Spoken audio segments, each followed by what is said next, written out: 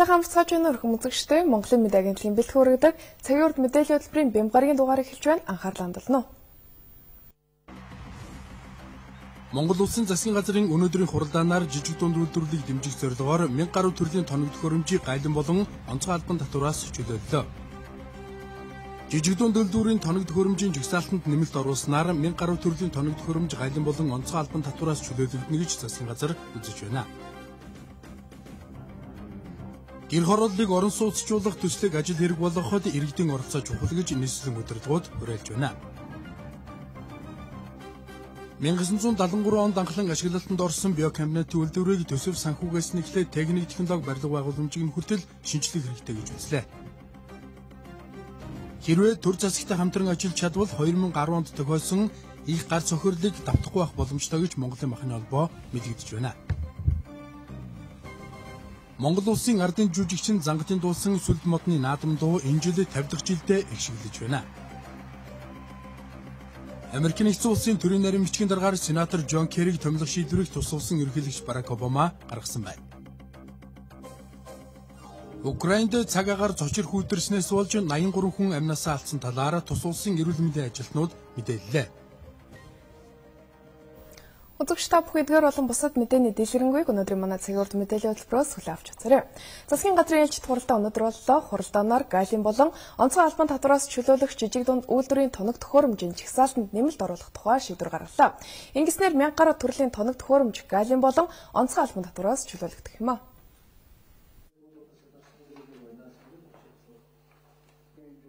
Галийн болон онцгой албан татвараас чөлөөлөгдөх тоног төхөөрөмжийн жагсаалтыг батлахдаа эхлээд жижиг дунд үйлдвэрийн зэрэглэлд ямар үйлдвэрийг багтаах вэ гэдгийг наривчлан судалсан байна. Өнгөрсөн жилүүдийн жишгээр бол Монгол улсын бараг бүх үйлдвэрүүд жижиг дунд үйлдвэрийн зэрэглэлд багтдаг байсан юм.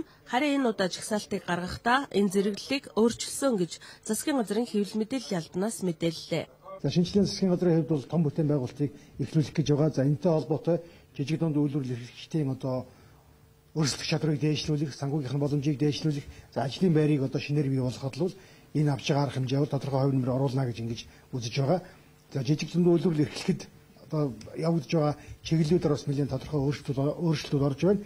За жишээлх юм бол ерөнхийдөө бол ойн төрлийн аж ахуйг эрхлэх, савлах үйлдвэр, зөгийн аж ахуй, цэрэгт хэрчин хүч зэрэг салбарт төлхөө жижиг дунд үйлдвэрлэл эрхлэгчид ажиллахын болцоо бол нэмэгдэнэ гэж ингэж тооцоолж байна. Монгол Улсын аж ахуйн нэгжүүдэд ажиллах гадаад ажиллах хүчний дээд хэмжээг энэ удаагийн засгийн газрын хуралдаанаар тогтоолоо. Нэг аж ахуйн нэгжид ажиллах гадаад ажиллах хүч нь тухайн байгууллагын нийт ажиллагчдын 5%-аас илүүгүй байх боллоо. За түүнчлэн гадаадаас ирж ажиллах бүх ажилтнуудыг эрүүл мэндийн үзлэгт хамруулж байхыг эрүүл мэндийн сайдад үүрэг болгосон юм а. Манай улсад ирж ажил хөдөлмөр эрхэлдэг гадныхнаас зөвхөн Солонгосын ажилчид л эрүүл мэндийн үзлэгт хамрагддаг байсан байна. За мөн түүнчлэн эрүүл мэндийн салбартай холбоотой бас нэг шийдвэр гарсан нь элэг болон чөмөх шилжүүлэн суулгах хагалгааг дотооддоо хийхэд зориулан 4 тэрбум гаруй төгрөгийг засгийн газрын нөөц хөрөнгнөөс гаргахаар боллоо. 2010 оноос эхлэн Монголын мэс засалчдын баг элэг шилжүүлэн суулгах хагалгаанд суралцсан юм а. Ерөнхийдөө монголчуудын өвчлөлт бол өндөр хувь эзэлдэг элэгний хор тавдар элэгний өвчлөлийг яаж ангаах уу? Элэг яаж шилжүүлэн суулгах вэ гэдэг асуудал бол зөвхөн гадагшаа явдаг энэ асуудлаар шийдэгдэг байсан. За энэ хооронд бол манай мэргэжилтнүүд бас нэгдүгээр эмнэлэг бол санаа цогтой ажиллаж элэг шилжүүлэн суулгах мэргэжилтнийхээ багийг бол бэлдэж юм байна. Тэгэхээр тэдэнд бол тодорхой хэмжээний тоног төхөөрөмж байгаагүй. Тэгэхээр энд шаардлагачих 1 тэрбум 600 сая гаруй төгрөгийг бол засгийн газрын нөөцийн хөрөнгөөс гаргахыг бол өнөөдрийн хуралдаанаар шийдвэрлээ. Эрчим хүчний 5 дугаар их усрыг барих газрын асуудал 6 удаагийн засгийн газрын хуралдаанаар орж хойшлогдож байсан. За харин өнөөдөр эцсийн шийдэлтэй хүрч ургах наран хорооллын замын эсрэг талд хөлийн голын хөндийд 43 га газрыг сонгон за уг газрыг чөлөөлөх даалгаврыг хотын даргад өглөө. Гэхдээ байгаль орчин ногоон хөгжлийн яам болон бусад холбогдох албаныхан 6 сарын турш уг газар судалгаа хийх юм байна. Ингээд эрх хавраас 5 дугаар цэглэгээ станцын барилгын ажил явц эхэлнэ гэж засгийн газрын хэвлэл мэдээллийн албаны дарга хэлж байна. Өнөөдрийн засгийн газрын хуралдаанаар шинэ жилийн баярын амралтын хуваарийг баталсан байна. 12 дугаар сарын 31-ний даваа гарагийн ажлын өдрийг 2013 оны 1 дугаар сарын 5-ны бям гарагт шилжүүлэхээр боллоо. Ингэснээр 2012 оны 12 дугаар сарын 29-ний бям, 30-ны ям, 31-ний даваа болон 2013 оны 1 дугаар сарын 1-ний өдөр бүх нийтийн амралтын өдөр болохоор боллоо. Дараагийн мэдээг танилцуулъя. Гэр хорооллыг орон сууцчлуулах төслийн хүрээнд нийслэлийн Баянзүрх дүүргийн 2 12 дугаар хороо, Сонгон найрхан дүүргийн 5 6 дугаар хорооны айлуудыг инженерийн шугам сүлжээтэй холбохоор төлөвлөжээ. Гэхдээ энэ ажил иргэдийн оролцоотойгоор хийгдэх учраас тэдний идэвхтэй оролцохыг нийслэлийн удирдлагууд уриаллаа. Дарихийн эцэст оршин суухт орж их ганцаараа инженерийн шугам сүлжээтэй холбогдох боломжгүй. Харин хажуу хашааныхаа иргэдтэй нэгдэж зохион байгуулалтанд орсноор гэр хорооллын иргэд инженерийн шугамтай холбогдох боломжтой. Жишээ нь Сонгон айрхан Сүхбаатар дүүргийн зарим хорооны иргэд нэгдсэн зохион байгуулалтанд орж нийслэлийн гэр хорооллын орон сууцчлуулах төсөлд хандан инженерийн шугамтай холбогдох хүсэлтээ гаргасан байна. Эхний ээлжинд бол манай одоо 15 айл бол одоо тийм хүсэлтээ бол яг тавигдсан газар дээрээ одоо бид нар Норвег ээжийн зээлэнд эдийн засгийн хувьд бол бас тусалцаа авахд бол одоо нийслэлийн засаг даргуудад хүсэл тавьсан. Норвег ээжийн зээлэнд хамрагдуулж өгөөч. Одоо энэ төр засгаас ийм хөө бодлоонд хамруулж өгөөч гэсэн юм навсан. Энийг хэрэгжүүлэхэд бол анхан шатантаа юу хийх вэ гэвэл эхлээд олон түмнийг энэ холбоо энэ зөвлөлд нэгтгэх нь гэдэг чинь маш хүнд ажил. Энийг манай Сүхбаатар дүүргийн 17 дугаар хорооны хэрэгжүүлэхдээ жил гаруй олон түмэн айл өргөхөөр гэр орон бүх улсуудаа уулзж тэгээ манайх орсон.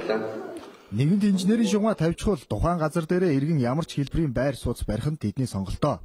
Энэ бүтээн байгуулалтанд нийслэлээс 40 тэрбум төгрөг төсвөлжээ. Нин дээр яаж төлөвлөх вэ гэдэг зургнууд байж байгаа. Эскиз. Энэ зургийнхаа төлөвлөгөөг одоо очиж танилцуулна шүү дээ иргэдэд. Энэ болж гэнэ үү, болохгүй байна уу, та хаана яах вэ, ямар сонголт байна гэд. Энэ явахаар бол асуудлаа шийдэд хөтөлбөр маань хэрэгжиж эхэлнэ гэсэн үг шүү дээ. Хамгийн ихний алхам. Эскиз зурган дээр ажиллана. Тэгээ бидний төлөвлөгөө ёсоор бол одоо бид нар судалгаа хийлээ, газраа сонголоо. Одоо бидний зураг дуусж байна. Ингэнгүүт бид нар иргэд дээр очиод ажиллана. Хэрв иргэд идэвхтэй оролцвол эрх хавар гэхэд гэр хорооллыг орон сууцчлуулах ажил үр дүнгээ өгч бодит ажил хэрэг болно гэж гэр хорооллыг орон сууцчлуулах төслийн дарга хэлж байлаа. Эхний удаад Сүхбаатар, Баянзүрх, Сонгон айрхан дүүргийн 10 мянган га талбайд шинээр инженерийн шугам тавихаар төлөвлөсөн байна. Манай улс малын халдварт болон халдварт бус өвчнөөс урьдчилан сэргийлэх вакцины эм бэлтгэлийг үйлдвэрлэдэг цорын ганц үйлдвэртэй. Гэхдээ 1973 онд анхлан ашиглалтанд орсон энэ үйлдвэрийн төсөв санхугаас нь эхлээд техник технологи барилга байгууламжийг нь хүртэл орхилгүйгээр нэг мөр цогцоор нь шинжлэх шаардлагатай болсныг өнөөдөр тус үйлдвэрт ажилласан салбарын сайд нь хүлээн зөвшөөрлөө. Мал сүргээ эрүүлжүүлнэ гэдэг нь хүн амынхаа эрүүл мэнд хүнсний хангамж аюулгүй байдал анхаарч байгаа стратегийн бодлого байдаг. Тиймээс эдийн засгийн гол тулгуур нь мал аж ахуйн салбар түшгэлдэг манайх шиг улсын хувьд малаа эрүүлжүүлэх, малын халдварт өвчлөлөөс сэргийлэх эм бэлтгэлийн үйлдвэрлэлийг олон улсын стандартад нийцүүлж шинжилэл хийх цаг аль хэдийн болсныг энэ салбарынхан хэлж байна. Гэт бүгд эрүүл мал байх ёстой. Яг бол малаас гаралтай бүтээгдэхүүнүүд чинь хүнсэнд хэрэглэгддэг, хаман үйлдвэрлэлд хэрэглэгддэг. Өнөөдөр нөгөө нэг арьс шир боловсруулах үйлдвэрүүдийг орохоор манай малын одоо арьс шир маань нийтдээ зөвхөн 30% л одоо үйлдвэрлэлд ордог. Бусад нь бол дандаа өвчин эмгэг сонгохтой нөгөө нэг малын гуур өвчин гэдэг арьс нэг гэмтэлтэй. Нөгөө нэг талдаа махыныхаа одоо хонь өхөр одоо бүх махаа одоо хүнсэндээ хэрэгэлдэг. Энэ мах эрүүл байгаа нь энэ вакцины хожуулалтын асуудал. Шинжилгээг хийхдээ хэсэгчилж биш цогцоор нь хийх хэрэгтэйг үйлдвэрийн удирдлагууд хэлж байна. Өөрөөр хэлбэл эм бэлтгэл үйлдвэрлэх технологи нь хоцрогдсон, үйлдвэрлэлд ашигладаг тоног төхөөрөмж нь хуучилж муудсан, боловсон хүчнээр дутмаг, барилга сууцных нь инженерийн шугам шүлжээ хэрэгжсэн гэд шинжлэх сайжруулах олон асуудал тулгарч байгаа юм байна. Жишээ нь энэ харагдаж байгаа вакцины үндсэн түүхийдийг хадгалдаг Приментер аппаратуудыг сольж стандартын агааржуулалт, ус цэвэрлэх системтэй өрөөнд суйрлуулах хэрэгтэй гэж байна. Үйлдвэрлэлийн удирдлагуудын зүгээс эдгээр асуудлуудыг хэрхэн шийдэх тухайд тусгай судалгааны баг томилон ажиллаж эхэлжээ. Дэлхийн биотехнологийн хөгжил нэг л төвшөнд хүрсэн байна. Аль ч газар бараг манахаас бусад бүх биологийн үйлдвэртэй газруудад яг одоо орчин үеийн технологиор био бэлтгэл бидний нэрлэж яснаар вакцины хийж штэ. Тэгэхээр зэрэг бид нар аль ч утгаараа энийг одоо хамгийн боломжтой газараас нь боломжийн үнэтэй боломжтой газараас нь авъя л гэж байгаа. Өнөөдрийн байдлаар тус үйлдвэрт малын халдварт өвчнөөс урьдчилан сэргийлэх 20 гаруй нэр төрлийн вакцины үйлдвэрлэлгээс ганц удаагийн тарилтаар бүтэн жилийн турш халдвараас хамгаалж чаддаг нь ганц нэг хэн байдаг. Харин бусдыг нь 1 жилийн хугацаанд 3-аас 4 удаа тарих шаардлагатай байдаг юм байна. За энэ нь эм бэлтгэлийн үйлдвэрлэлийн технологи хуучирсантай шууд холбоотой гэдгийг тайлбарлаж байна. Техникнууд бол нэг 130 мянган литр шингэн 35 сая тонн хатаасан вакцин, хоёр төрлийн вакцин үйлдвэрлэж хэрэглэгчд нийлүүлж байгаа. Өнгөрсөн 2011 оноос эхлээд засгийн газраас хэрэгжүүлж байгаа Монгол мал хөтөлбөрийн хүрээнд одоо бруцеллозоос сэргийлэх тийм ээ стратеги 2021 он хүртэл боловсрогдсон явж байгаа. Энэ дагуу одоо өөрөөр хэлбэл бруцеллозоос сэргийлэх энэ вакцинжуулалтын арга хэмжээ нэлээ ингэж одоо юугаа тийм ээ цар хүрээтэй вакцинжуулалтын арга хэмжээ мал дээр явагдаж байна л да. Энэ утгаараа бид нар өнгөрсөн жил их 25.1 сая тонн бруцеллозоос сэргийлэх вакцин үйлдвэрлээд өөрөөр хэлбэл Монгол малын бараг 50% нь бруцеллозоос сэргийлэх вакцинжуулалтанд хамрагдлаа гэж үзэж болохоор байгаа. Үйлдвэрлэлд шинжилэл хийчихвэл 4 удаа их тунгаар тарьдаг вакциныг 1 удаа бага тунгаар тарьдаг технологи нэвтрүүлчихвэл эдийн засаг цаг хугацааны хувьд багагүй хэмнэлттэй болно. Хамгийн чухал нь төр засгийн зүгээс эм бэлтгэл вакциныг үйлдвэрлэх тоо тэдгээрийн үнэнд хэмжээ хязгаар тогтоохоо болж хвал энэ үйлдвэр цаашдаа бие дагаад хөгжих бүрэн боломжтойг удирдлагууд нь онцоллоо. 2010 он тохиолсон эхцүүднээр манай улс 10 сая гаруй толгой малаа алдаж улс оронд эдийн засгийн баггүй гар цохрол учирч байлаа. Тэгвэл энэ жил мөн ажил цагаагаар байдал тэмч таатай байхгүй. Өөрөөр хэлбэл цагаагаар хүндрэх төлөвтэй байгаа нь мал аж ахуйн салбарт хүндрэл учруулах өндөр эрсдэлтэй байгааг анхааруулж эхэллээ. Ийм нөхцөлд 2010 оны зуудыг давтах биш харин сургамж болгон үр дүнтэй ашиглах бүрэн боломж бидэнд байна. Цагаагаарын нөхцөл байдлыг зүй бусаар үнснээс болж мал сүргээ олноор нь алдах нь нэг талдаа малчдад томоохон гар цохирол болдог бол нөгөө талдаа өгсөн малын сэгзэмийг зайлуулж устгах гэж төр засаг баггүй хэмжээний хүн хүч хөрөнгө мөнгө зарлагддаг юм а. Тэгвэл Монголын махны холбоо энэ бүх алдаа завхарлыг дахин давтахгүйгээр төр засагтай хамтраад ажиллавал малчдад, үйлдвэрлэгчдэд, эцсийн дүндээ хэрэглэгчдэд ашиг тустай шийдэл байгааг хэлж байна. Нэг үгээр хэлбэл Монголын махны холбоонд харьяалагддаг 38 үйлдвэр улсын хэмжээнд үйл ажиллагаа явуулж байгаагийн 80 гаруй хувьд нь хөдөө орон нутаг салбартай байдаг юм байна. Тэгвэл тэдгээр салбар нэгжүүдээр дамжуулан намар эхлүүлдэг байсан мал махны түүхий эдийн бэлтгэлийг нэг яаралтай эхлүүлэе гэж үзэж байна. Хэрвээ энэ шийдэл ажил хэрэг болвол хэрэглэгчдэд эргээр тусч чадах эсхийг бид махны худалдаачдаас асуусан юм а. Засгийн газраас тэргүү мэдээлэл өгсөн байгаа шүү дээ. Орон нутагт хөдөө хотод бол бүх цэгүүдэд одоо махыг нийлүүлэлт байгаа гэдэг шүү дээ. Хүлээж авна, өндөр үнээр авна гэж тэгээ орж ирэх нь бол маш их ховор. Тэгэхээр эстгэн шиг л махаа өгсөн зөв л ахал гэж би бодож. Нийтлэл онд орохгүй гэсэн махаа нийтлэл оруулж ирсэн дээр шүү дээ үгүйсэ. Тийм л бодлоо тий. Алдснаас тэрэн дээр шүү дээ оруулж ирэл зарцсан дээр. Тэгтээ хөдөө орон нутагт компаниуд авч байгаа шүү дээ мах. Нөөцийн махны компаниуд авч байгаа шүү дээ. Өнөөдрийн байдлаар Улаанбаатарчуудын махны гол хэрэглээг хангадаг хүчит чонхор зах дээр үхрийн махны бөөний үн 5500, хонь 4500, ямаа 3500, адууны мах мөн 3500 төгрөгийн үнэтэйгээр худалдаалагдаж байна. Харин жижиглэнгээр худалдаалж байгаа цул махны тухайд үхэр нь 1 кг 7500, хонь 5500, ямаа 5000, адуу мөн л 5000 төгрөгийн үнэтэйгээр худалдаалагдаж байна. Махны үн буурахгүй байгаагийн гол шалтгаан нь махны нийлүүлэлттэй шууд холбоотой гэдгийг худалдаачид мөн хэлж байсан. Тиймээс малчид онд орохгүй тарга твэрэг муутай малаа мах бэлтгэлд нийлүүлвэл хаана ашигтай байхыг ч иргэд үгүйсэхгүй байна. Өмнөх жилийн зууднаас улсууд бас хаширсан л байх л да. Тийм учраас тэгээд нөгөө хүүтэн болон энтэр гэж яриад малаа их аюулсан бах уу?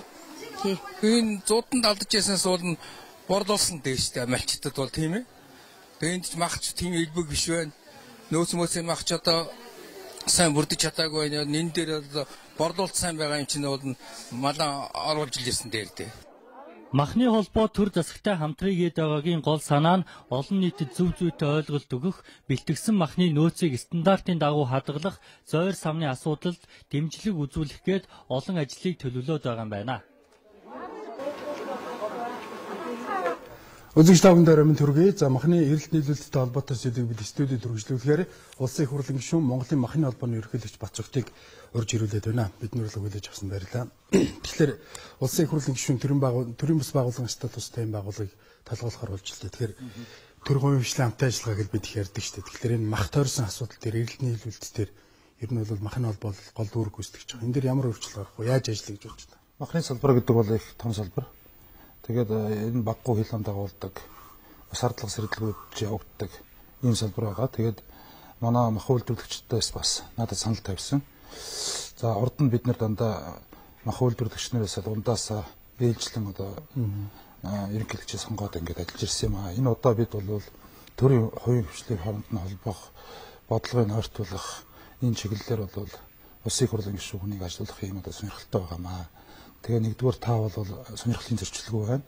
За хоёрт бол бас хөдөөнөөс сонгогдсон гишүүний хувьд бол малчдынхаа амьдрал энэ бэрхшээл зовлон энэ бүх юмнуудыг сайн ойлгодог учраас та бол яг тохирч байгаа юм ажиллаач гэдэг ийм санал тавьсан. Тэгээд махны холбооны ээлжид хурал болоод энд бол өрсөлдөөн явагдсан байж байгаа. Энэ өрсөлдөөний үр дүнд бол дийлэн колумбийн саналыг аваад сонгогдсон байгаа. Тэгэхээр энэ мах үйлдвэрлэгчдийн эрх ашигын талаас хамгаалах боловч нөгөө талаас хэрэглэгчийн эрх ашигыг хамгаалах чиглэлээр бас бодлого барих хэрэгтэй. За малчид маань одоо нэг талаас малаа үнэтэй зарахыг хүсдэг. Нөгөө талаас хотын хэрэглэгч, төвс уран газрын хэрэглэгчид маань бас хямд одоо махыг чанартай баталгаатай юм махыг хэрэглэхийг хүсдэг. Энэ дунд нь бол одоо мах үйлдвэрлэгчд маань бол бас баггуу зовлон бэрхшээл, хүндрэл бэрхшээлүүдийг туулдаг юм байна. Тэгэхээр энэ чиглэлийн бодлогыг ойлгож улсын хурлаар гарч байгаа хууль тогтоомж, хууль эрх зүйн орчныг боловсронгуй болгох, төрөөс ямар дэмжлэг байх юм, ямар оролцоо байх юм, энэ бүхнийг энэ чухал одоо шийдэхийн тулд бол бас энэ томоохон салбарыг хамтарч ажиллаж ойлголцож ажиллая гэж ойлгож байгаа. Тэгэхээр зүгээр махны үн ингээд буурахгүйгээр доктортой нэг төвшөнд ихэд байгаад байна. Энэ нь бол иргэдийн амжиргаанд бол бас л их эсрэгөөр нөлөөлж байгаа шүү дээ. Тэгэхээр энэ бүхэнд бол бас нэг тийм өөрчлөлт шинжилгээ гаргах гээд махны холбооныхан бол нөөцийн мах бэлтгэх зэрэгээр бол нэлээд өргөр үнд ажиллах гэж оролддог юм байна л да. Гэхдээ хараахан үр дүнд хүрэхгүй байгаа нь энэ дээр төр ямар нэгэн байдлаар дэмжлэг байхгүй, холбогдох тийм механизм байхгүй толботой гэж үзээд байдаг юм байна л да. Хэрэглэгчд бол махны үнийг хит өндөр байна ч гэдэм үү, хит бага байна ч гэдэм үү, энэ талаас нь их ярьдаг. Хамгийн гол нь их савлгаатай байдаг учраас энд нэг бухимддаг. Энэ их савлгаа хавар болох дээр огцсон өсдөг. Энэ савлгаа бол иргэдийн одоо нэг аж ахуй төлөвлөлт, амьдрал төлөвлөлтийн бүхэмд нөлөөлөд байдаг байгаа. Тэгэхээр хавар болохдоор энэ үнийн огцон өсөлт гаргахгүй тулд бол махны нөөц бэлтгэх шаардлагатай байдаг. Тэгэхээр энэ дээр шинжилгээний засгийн газар ямар бодлого барьж ажиллаж байгаа вэ гэхээр Монгол банктай хамтраад гол нэрийн бүтээгдэхүүний бараа бүтээгдэхүүний үнийг доктортой ойлгох чиглэлээр дид хөтөлбөр одоо боловсруулаад ажиллаж байгаа. Энэ дид хөтөлбөрийн хүрээнд бол за Монгол банкнаас энэ банкаранд дамжуулаад 86 тэрбум төгрөгийг хөнгөлөлттэй зээлийг гаргая. Тэгээд энэ нөөцийн махыг бэлтгэе. Улаанбаатартаа бол 14,000 тонн мах бэлтгэе. За Эрдэнэт дархандаа бол 1,000 нийтдээ бол нэг 16,000 тонн одоо махыг нөөцөнд бэлтгэе гэдэг ийм одоо зорилго тавиад ажиллаж байна. Тэгээ 2 сарын 10 гэхэд энэ компаниудад бол бүх одоо зорилгослолтондоо энэ махыг төлөвлөсөн байх үр даалгаврыг аваад ажиллаж байгаа. Тэгэхээр сая битээр үзүүлсэн ярьцлагын өмнө үзүүлсэн мэдээ сурвалжлан дээр нэг зүйлээр хэлээд байна л да. Энэ 38 үйлдвэрийн 80% хувьд орон нутагт салбартай. Энүүгээрээ дамжуулаад одоо хийдэмийн малыг одоо шоронд болохын тулд энэ мал махаа эртхэн бэлтгээд авчаа гэдэг юм санааг төвшүүлээд байгаа юм байна гэж ойлгож байна л да. Тэгээд энэ дэр одоо юу гэдэг яг ажил хэрэг болоход шаардлагатай өвчин зүйл нь юу вэ гэж харж байна. Яг гоо энэ хөдөө орон нутагт байгаа үйлдвэрүүдэд их үүсвэрийн асуудлууд их дутагддаг. Өөрөөр хэлбэл эргэлтийн мөнгө бол баг та. Энэ дээр бол төрөөс тодорхой хэмжээний анхаарал үзүүлээд хэрвээ ийм мах бэлтгэх юм бол бид нар ийм хэмжээний хөнгөлөлтөй зээлэг олгож болж байна гэдэг асуудлыг шийдсэн тохиолдолд бол малчид маань энэ тал руу бас анхаарч ажиллах хэрэгтэй болж байгаа. Нөгөө талдаа бол малчид маань бас нийгмийн хариуцлагатай байх хэрэгтэй юм аа. За цасцууд боллоо өчнөө одоо сая болгоо мал хорогдлоо энэ төр гэж ярьдаг. За үйлчлэлт хүндэрч байгаа сундуудад бас малчид маань бас чанартай малуудаа авч үлдээд одоо зарим нь бол тоотлогоог нь багасгаад ямар ч хэлсэн надлаад хотоор бол зараа ихсэн ийм одоо ярьж байгаа зүйл гэж байна. Одоо жишээлбэл намайг одоо махны холбооны ерөнхийлөгчөөр сонгосныг мэдээд Ховд аймгийн үйлчлэл хүндэрч байгаа зарим сундаас бол иргэд ярьж байгаа жишээтэй. Гэх мэтчлэнгээр энэ орж ирсэн махыг яг одоо энд авж байгаа үнээр яг ямар ч хүндрэл бэрхшээлгүй одоо чэнжин гар дамжуулалгүйгээр одоо шууд худалдаад авах энэ боломж болцоог энэ махны холбоо бас анхаарч ажиллана гэж байна. За баярлалаа. Тэгэхээр махны эрэлт нийлүүлэлттэй холбоотой асуудлаар үзэгч та бүхэнд мэдээлэл хөднөөс улсын хурлын гишүүн Монголын махны холбооны ерөнхийлөгч Бат Цогтойг бид урьж орууллаа. За бидний хөтлөг хүлээж авч хүрэлцэн ирсэн танд баярлалаа. Хөтөлбөрөөр өргөжлөл хууль авч үзнэ үү?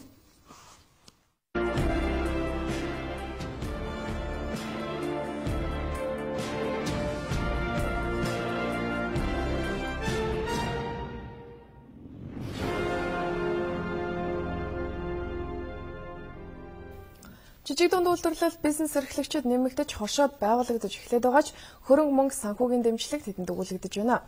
2009-с 2011 онд л гэхэд жижиг дунд үйлдвэрийг дэмжих зорилгоор 21 аймаг 9 дүүрэгт 260 тэрбум төгрөг олгожээ. Ажил олдохгүй байна гэж хоошоо суухш бүтээлчээр сэтгэж чадвал зах зээлийн нийгэмд сайхан амьдрах боломж байгааг үйлдвэрлэл эрхлэгчид хэлж байна. Заавал үнэтэй тоног төхөөрөмж ажиллах хүч, их зардал гэлгүйгээр дотоодын нөөц боломжид тулгуурлан үйлдвэрлэлээ өргөжүүлэх боломж салбар бүрт бий. Тэдний нэг нь Монтулга компани. Анх 9 хүний бүрэлдэхүүнтэй үйлдвэрлэлээ эхэлж байсан бол өнөөдөр 70 гаруй ажилчинтай үйлдвэр болтлоо өргөжүүлж чаджээ. Ажлын байрлалууд нь тогтооход ажлууд нь сайн гарцтай л байдаг л дээ. Манайх бол нийгмийн даатгал, эрүүл мэндийн даатгал мантад бүгдийн төлж явдаг. Тэгээд тэр дэхүүн шинээр үйлдвэр эхэлж байгаа улсууд бол ажлын байр хамгийн гол тэр л хэрэгтэй гэдэг. Ажлын байр аюул хаамсаад шүү дээ. Удирдлагын чанартай болохоор тэгээд 100 жуулчд энэ төр эрүүл 100 аюул гүйлгээ сайтай. Гэтэл ер нь бол борлуулалт жид тийм сайн байвал бидний цалин мөнгө тийм сайн л. Үзэгчдээ та бидний харж байгаа энэ ханын зургийг үйлдвэрлэхийн тулд 3 ажилчин 2 хоногийн турш ажиллах шаардлагатай болдог. Энэ бүтээгдэхүүнийг зах зээл дээр 100 мянган төгрөгөөр худалдаалдаг. Яг энэ бүтээгдэхүүнийг үйлдвэрлэдэг бодит үртэг нь 70 мянган төгрөг юм байна. Худалдан борлуулсан 100 мянган төгрөгнөөс хамгийн ихний татвар болох нэмэн үртгийн татварт 10 мянган төгрөгийг нь тушаачдаг. Тийм учраас нэмэн үртгийн албан татварын босхийг өндөрсгөх шаардлагатай байгааг жижиг дунд үйлдвэрлэл эрхлэгчид хэлж байна. Өөрөөр хэлэх юм бол өнөөдөр мөрдөгдөж байгаа 10 сая төгрөгийн татварын босхийг 200-аас 500 сая болгох шаардлагатай гэдгийг тэд сануулж байна. Өнөөдөр зөвхөн нийслэлийн хэмжээнд 400 гаруй жижиг дунд үйлдвэр үйл ажиллагаа явуулж байна. Цаашид тэдний үйлдвэрлэлийн хүчин чадлыг нэмэгдүүлж, хууль эрх зүйн орчныг шинжилэн зах зээлийг нь өргөжүүлж чадвал дотооддоо төдийгүй гадаадад бараа бүтээгдэхүүнээ экспортлох боломж бий гэдгийг үйлдвэрлэл эрхлэгчид хэлж байна. Жижиг дунд үйлдвэрүүд бас ихэнхдээ импортын гаднаас арьс авч байна. Гэтэл Монгол улс бол одоо түүхийн үед хавс боловсруулсан нэртэйгээр одоо гадаад экспортлож оронд нь одоо маш их валют зарж гаднаас одоо чанар сайтай энэ боловсруулсан арьсуудыг авч байгаа нь манай энэ хууль эрхийн тогтолцоотой холбоотой энийг одоо нэн дээр өөрчлөх шаардлагатай байна. Манай улсын хувьд нийт арьс ширнийхээ 25%-ийг дотооддоо боловсруулж, үлдсэн хэсгийг нь урд хөрш рүү нийлүүлдэг. Тиймээс арьс ширний үйлдвэрийн хүчин чадлыг нэмэгдүүлэх чиглэлээр салбарын амнаас анхаарч эхэлжээ. 2016 он гэхэд бид арьс ширний салбар дээр бол 25 мянган ажлын байрыг бий болгож, тэгээд бүр одоо эцсийн бүтээгдэхүүн үйлдвэрлэлд одоо нэг их найд хэмжээний бүтээгдэхүүн үйлдвэрлэх гэсэн ийм их найд төгрөгийн ийм одоо тооцоо гаргацсан гэж явж байгаа. Тэгээ энэ бол одоо хэрэгжих бас бүрэн боломжтой. Энэ бол манай уламжилт бас үйлдвэрийн салбар байгаа. Тэгээ 1989 он гэхэд бол манай эрнэж үйлдвэрийн салбар бол хамгийн хөгжлийнхэн дэцэгтэй хүрчээсэн гэсэн юм тооцоо байдаг. Тэгэхээр ямар ч лсэн бид нар одоо энэ хэмжээнд бас үйлдвэрлэлийг дэмжиж ажиллуулна гэсэн тооцоотой байж байгаа. Энэ мэт төр засаг хөнгөн үйлдвэрийн салбараа дэмжиж эхлвэл дагаад жижиг дунд үйлдвэрүүдийн үйл ажиллагаа сайжирна, жижиг дунд үйлдвэрүүд нэмэгдвэл ажлын байр өснө. Ажлын байртай бол ажилтай орлоготой дундаж давхаргын тоо нэмэгдэнэ гэд олон сайн тал байгааг салбарынхан мөн онцолж байна. Хөтөлбөр хөдөө орон нутгаас бэлтгэсэн багц мэдээ сурвалжилгаар үргэлжилж байна. Манай орны нийт нутгийн 70 орчим хувийн цастай байгааг Улс сугур орчны хүрээлэнгээс мэдээлж байгаа. Мөн эдгээр амралтын өдрүүдэд их нутгаар цас орон шуурх төлөвтэй байгааг сануулж байна. Үйлчлэлтийн байдал ямар байгааг Дархуул аймгаас тодрууллаа. Дархуул аймгийн удирдлагууд хүйтний ирч чангарахаас өмнө сумдуудын бэлтгэл байдалтай танилцжээ. Орхон, хонгор, шарын гол сумдын үйлчлэлтийн байдал сайн байгаа. Гэхдээ аймгийн хэмжээнд цас их байгааг хэлж байгаа юм а. Цаг агарын хувьд бол ер нь бол эрс хүүтэрч байна. Тий. Урд цаг агарын урьдчилан сэргийлэх мэдээгээр бол 21-ээс 24-ний өдрүүдэд эрс хүүтэрч өвлжилтийн байдал хүндрэх ийм мэдээлэл ирсэн. Үүнтэй холбоотой Монгол Улсын шадар сайд онцгой байдлын ерөнхий газруудаас холбогдох арга хэмжээ авах чиглэлээр үүрэг даалгаврууд ирсэн. За сумдын хэмжээнд малын хорогдол гараагүй байна. Одоогоор цас хатуураагүй байгаа тул мал бэлчээрлэж байна. Өнөөдрийн байдлаар зах зээл дээр нэг ширхэг боодлого өвсний үн 4500-аас 5000 төгрөг байгаа юм. За энэ үн он гараад өсөхийг үүсэхгүй. Тиймээс эртнээс өвс болон бусад шаардлагатай зүйлсийг базаахад анхаарч байгаа гэлээ. аймгийн нөөцөд байгаа 120 тонн өвсийг өдөөгийн сумдад цагаагаар хөндрөхөөс өмнө хүрэх ажлыг маргаашнаас эхлээд зохион байгуулах гэж мөн одоо шатхуунд үгээх газруудтай бүх төрлийн шатхуунууд дээр тоон тутамд нь 10 тонн одоо нөөцүүдийг бэлдүүлэх туулах чадвартай автомашинуудыг одоо 330 дугаар ангиас бэлдэж хөндөрлөх мөн түнчлэн цас суднаас болж зам даваа одоо хаагдах үед одоо туулах чадвартай 2 ураал машиныг зогт түлшний нөөцтөнд одоо бэлдүүлэх зэрэг ажлуудыг мөн хийж байна. За аймгийн удирдлагууд хөдөө сумдын үйлчлэлтийн бэлтгэлтэй танилцж явах үеэр малчдын зүгээс малаа зах зээлд яаралтай нийлүүлэх сонирхол их байгаагаа илэрхийлж байсан гэдгийг мөн онцолж байлаа. Хөдний эрч чангарч байгаа энэ үед орон нутагт мал үйлчлэлтийн асуудал хамгийн ихээр анхаарал татаж байна. Хэдийгээр зуншлах сайн байж, өвс тэжээлэл сайн базааж авсан ч 1 болон 3 дугаар саруудад мал аж ахуйн салбарт цаг агаар нэлээд хүндхэн тусна гэдгийг цагуурчид анхаарууллаа.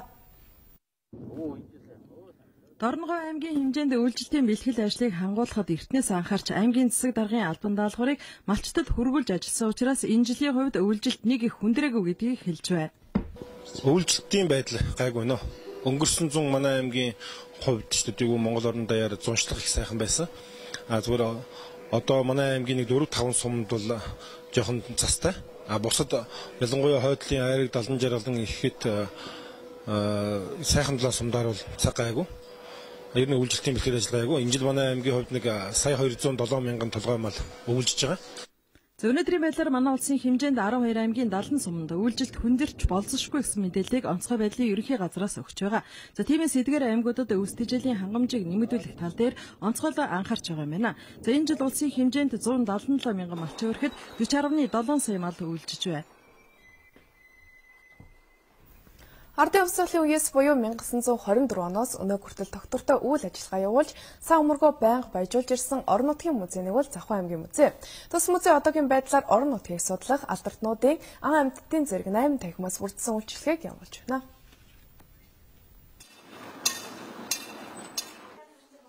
Завхан аймгийн музейн анх музей үзэсгэлгийн хороо нэртэйгээр судар бичгийн хүрээлэнгийн дэргэд улаастай гисэр сүмд нэгдэж байжээ.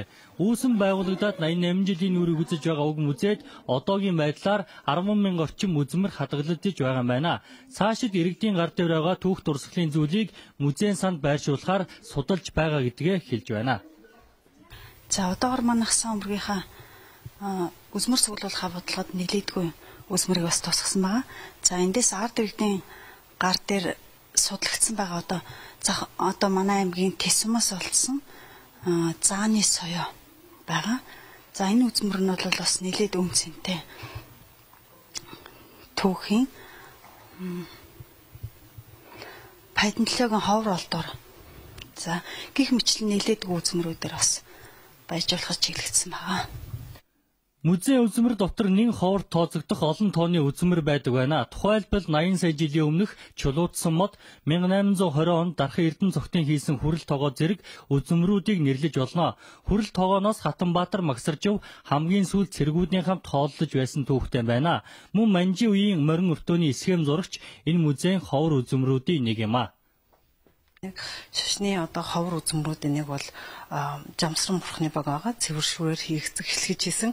За энэ Жамсран бурхны багийг Завхан аймгийн их уул сумын суманд хуягтын хүрээ гэж байсан.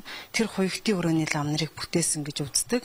За энэ баг маань Монголд 3 хон ширхэг байдаг. 2 нь Чойжин ламын музейд, нэг нь энэ манай музейд хадгалагдаад байж байгаа. Нөгөө нэг үзмөр нь болохоор палеонтологийн олдвор байгаа. Энэ бол 10-аас 15 мянган жилийн өмнө амьдарч байсан Арслан зааны дунд чүмгниас сүншүүд байгаа. Энэ олдврууд 1986 онд манай Завхан нутгийн хамгийн хойдлын сум болох Баян Тэсмаас олдсон ийм палеонтологийн ховор олдвор байгаа.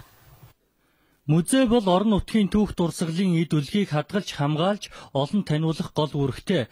Мөн гадна дотны жуулчдын урсгалыг төвлөрүүлэх цөм байх ёстой юм а. Тиймээс өнгөрсөн зунаас эхлэн жуулчдад зориулсан тусгай хөтөлбөр батлан гаргажээ. Хөтөлбөрийн хугацаа жуулчдын хамгийн их ирдэг оргил үе буюу 6 сараас 10 сар хүртэл үргэлжилдэг байна.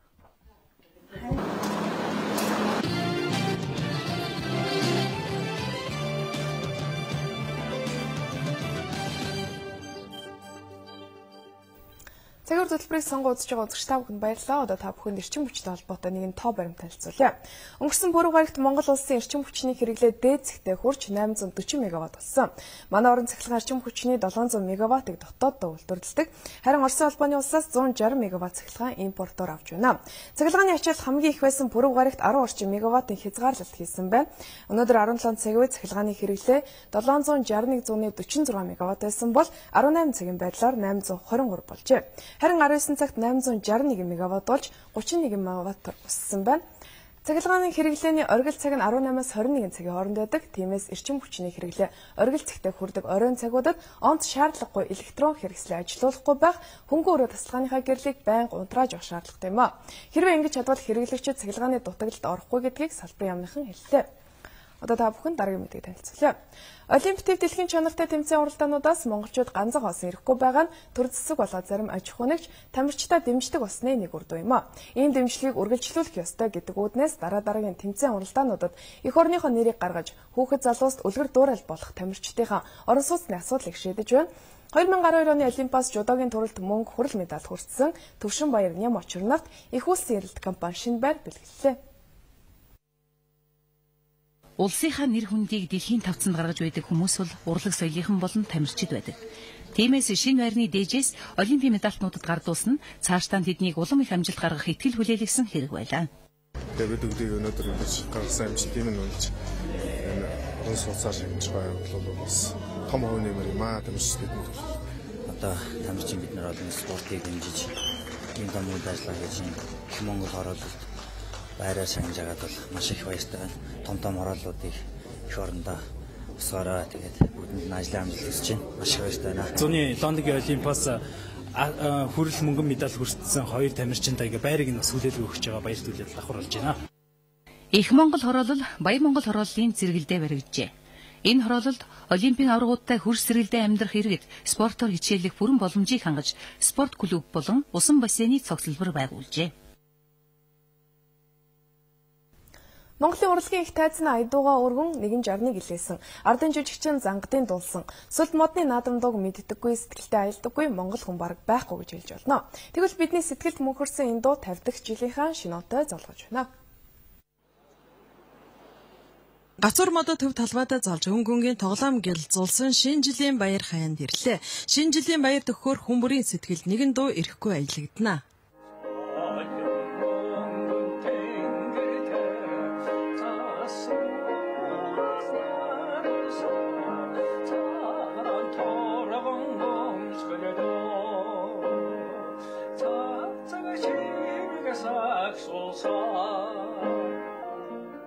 Тиймээ үнэхээр энэ дуугүйгээр монголчууд биднийг ч удаа шинэ оноо өгтөж хуучин оноо үдэж байгаагүй лээ. 1962 оны 12 дугаар сарын 25-ны тэр нэгэн орой хөгжмийн зохиолч гончигсмлээ дуучин Зангадыг дуудаж би чамд шинэ жилийн дуу хийсэн ирж дуулаараа хэмээн хэлсэн байна. Ингээд он солигдохын өмнөхөн төгөлдөр хууртай ардаа эмхтэй найрал дуучдтайгаар анх Монголын радиод дуугаа бичүүлж ард түмнийхээ сонорыг мэлж байжээ. Дуугаа бичүүлэхгээ зогсож байхдаа шилний цаанаас гончигсмлээ хараа зогсож байсан нь одоо хүртэл харагдах шиг болдог хэмээн дуу төрсөн түүхээ хуучлалаа. Одоо анхал дуусан уран бүтээлчний хувьд би надад их сайхан сэтгэл төрд юм да. Годомж талбайгаар ингээд явж явах чинь одоо энэ залуучууд маань одоо их сайхан янз бүрийн найруулга хийгээд хөнгөн хөгжмийн эстрадын энэ төрөл бүрийн хөгжмөөр ингээд хийчихсэн энэ араад хэвлэл мэдээллийн юугаар ингээд хэрэгслээр ингээд дуулаад ингээд өргөн нэвтрүүлэг интергээл яваад байхад за бас ямар ч хэлсэн энэ дуу би одоогоос 50 жилийн өмнө би залуу зандан байхдаа би дуулж байсан юм шиг ихтэй тэр над нэг л сайхан санагдаад тэр үеийн залуу үе маш нэг дуурч алхаж годомжаар алхаж ирсэн бол явд маань арай нэг жоохон хөнгөн болоод ирэх шигшээд ийм сайхан сэтгэлийн надад их урам тэнхээ одоо ингээд хайрлж байдаг би одоо их баярлж явд юм да. 1951 онд 14 настай ховд нутгаас урлаг уран сайхнаар шалгарч ардын хувьсгалын 30 жилийн баярын концертод дуулахаар нийслэлд ирж энэ мөчөөс дуучныхаа замлыг эхэлсэн байна. Сүлд модны наадмын дуунаас гадна хавар идлээ шүү хүүхнүүдээ буян тохол хар ус нуурын шагшуурга гэж Зангадгуйн дуулсан олон сайхан дуу өнөөдрийг хүртэл ард түмнийхээ сэтгэлд мөнхөрч эх хонд бас таах дуулагцаар 50 дахь жилтэйгээ золгох гэж байна. Сайхан дуу хийсэн сайхан уран бүтээлчдийн дэмжлэгээр бас хүн ардынхаа сэтгэл зүрхэнд шигтгэ болгож дуулж тэднийдээ оюуны оюунд хөрөнгө оруулалт хийлээж гэдэг ч юм уу, тэдний сэтгэлийн сайхан цэнгэл идэвхжүүлж гэдэг ч юм уу, хүний сайхан сэтгэлээр тийм хөглж өгөх тийм дуунуудыг дуулж ингэж олон жил сайхан дуулж байгаадаа бас баяртай байна. Монголын авьяаснуудын ач буйнаар, Монголын урлагийн буйнаар, Монголын хөгжмийн урлагийн буйнаар би та бүхэнтэйгээ ингэж уулзж байгаадаа би баяртай байна. Шинэ жилийн тухай дуу олон төрж байсан ч нийтийн дууны үгийн их мастер Бадраа үгийг нь тэрлэж, ардын жүжигчин төрийн шагналт хөгжмийн зохиолч Гончигсамлаа аяыг нь хийж, ардын жүжигчин Зангадгаа дуулсан сүлд модны наадмын дуу шиг дуу өнөөдрийг хүртэл төрж чадаагүй л байна. Сэтгэл зүрхнээс төрсэн уран бүтээл урд настай байдлын нэгэн жишээ бидний дуулж шинэ оноо өгтөж ирсэн сүлд наадмын дуу болж байна. Хагас зууны тэртегээс ихшгэлж ирсэн сүлд модны наадмын дуутайгаа хамт шинэ оноо өгтөх цаг хаяанд ирлээ.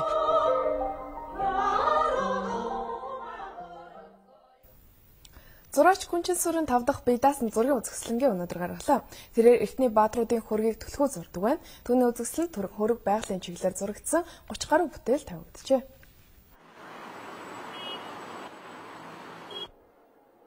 Зураач Гүнчин сүрэнгийн уран бүтээлийн санд 200 гаруй хөрөг зураг бий. Эдгээр зургуудын дийлэнх нь түүхэн баатруудын зураг байдаг байна. Тэрээр энэ удаагийн үзэсгэлэндээ Чингис хааны өрлөг жанжин Боорч, Зэв нарын хөргийг оруулжээ. Энэ баатруудын бодит хөрөг байдгүй. Харин зураач Гүнчин сүрэн өөрийнхөө төсөөллөөр инхүү булгасан байна.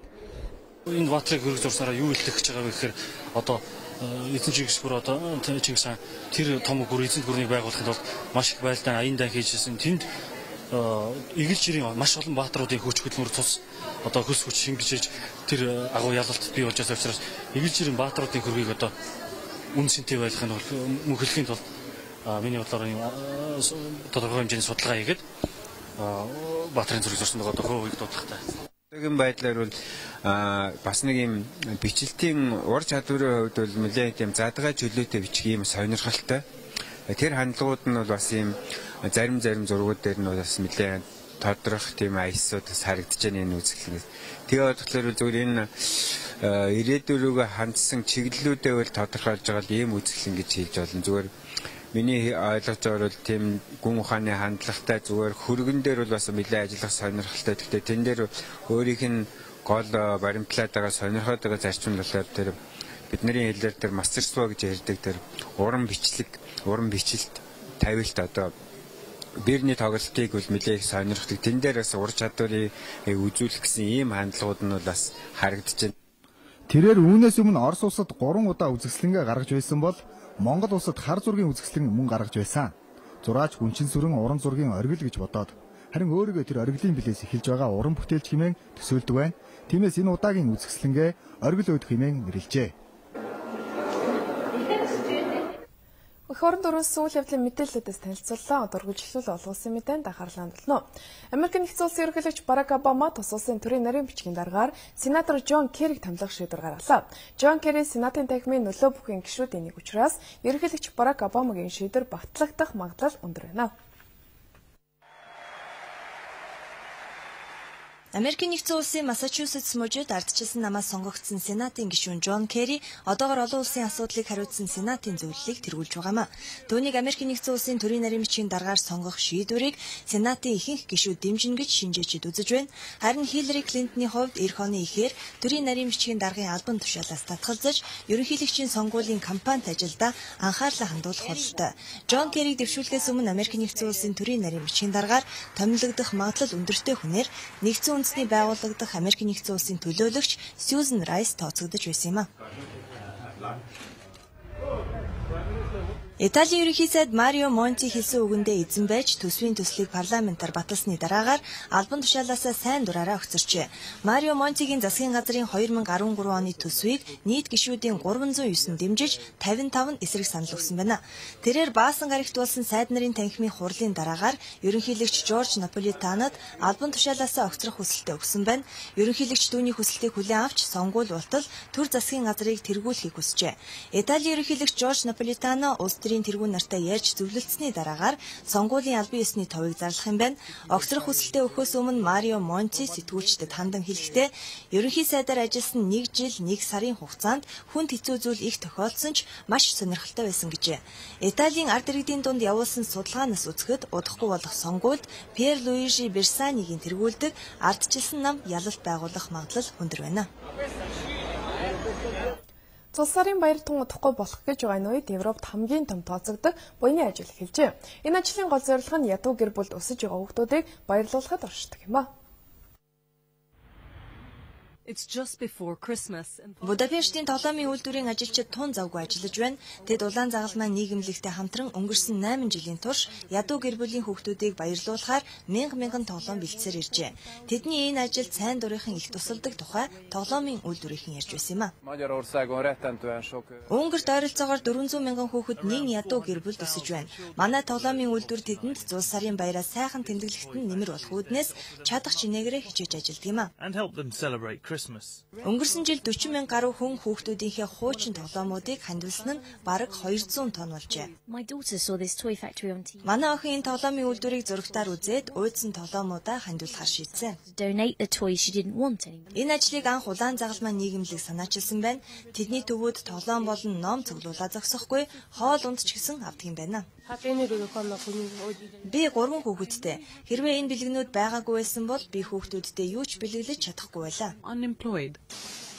Энэ буйны үйл ажиллагаа Европт хамгийн томд тооцогддог бөгөөд энэ жилийн 100 сарын баяраар зохион байгуулагчид нь 300 мянган хүүхдийг баярлуулахаар зоржээ. Украин цагаагаар цочир хүүтэрснээс болж 83 хүн амь алдсан талаар тус улсын эрүүл мэндийн ажилтнууд мэдээллээ. Украинаас гадна Болгар болон Румынд цагаагаар цочир хүүтэрлээс болж 6 хүн нас оржээ. Ойрын өдрүүдэд тус бус нутагт цагаагаар хүүтэрч болзошгүй байгаа талаар цагуурчид анхаарууллаа. Цаг агаар хасах 23 хэмт хүрч их хэмжээний цас орсны улмаас замын төвжирэл хэрэг сэтэрчээ. Украины баруун хэсэгтлэхэд зам цасанд дарагдаж, машинууд 3 өдрийн турш төвжирсэн байна. Украины эрүүл мэндийн сайдын зөвлөх Владимир Юрченкогийн мэдээлснээр нас барсан 83 хүнээс 57 нь гадаа осгосон байжээ. Үүнээс гадна 526 хүн эмнэлэгт эмчлүүлж байгаа юм байна. Нөхцөл байдалтай уялдуулж холбогдох газраас орон гэргүй хүмүүст хоноглож халуун хоол өгч байх 2000 гаруй байрыг нээж ажилуулсан ч үүнийг хангалтгүй гэж үзэх хүмүүс байна. Тэдний хийж байгаагаар хоригдох байрыг хэтэрхий хожуу гаргасан төдийгүй орон гэргүй хүмүүс багталцахгүй байна гэжээ. Өнгөрсөн үйл гэхэд Украинд цаг агаар эрс хүтэрснээс болж 100 хүн нас барсан байна. Одоо ус цагур орчныг хүрээлэнгээс ирүүлсэн цаг агаарын мэдээг хүлэавнэ.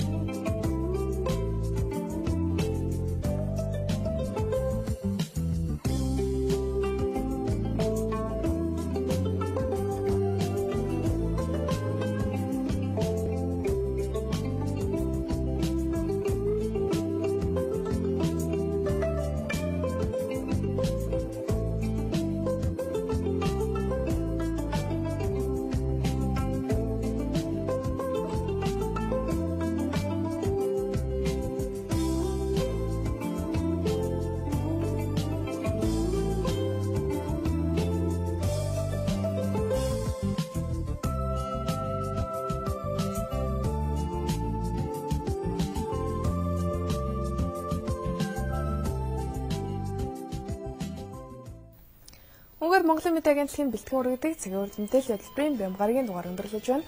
Анхаарал хандуулан хүлээн авч үзсэн та бүхэнд баярлалаа. Амралтын өдрүүдэд айдахтай сайхан өнгөрүүлээрэй. Баярлалаа.